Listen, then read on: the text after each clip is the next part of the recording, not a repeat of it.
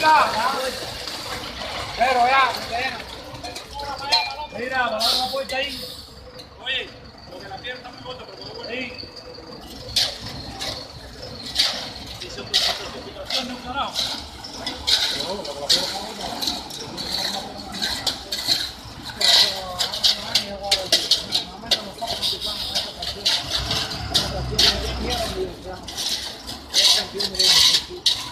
Y después se puede utilizar la gravilla. Es la gravilla que tiene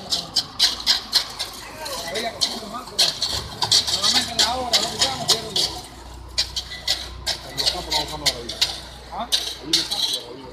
En los campos de Campo fotovoltaico, todo campo con filarones o haces tirador. vamos a meternos aquí. Están amando el cemento de grano. En esa cero millón tú logras más la resistencia, más la logras con menos cemento. Oye, pero te digo lo que estoy viendo allá en los campos es gravilla.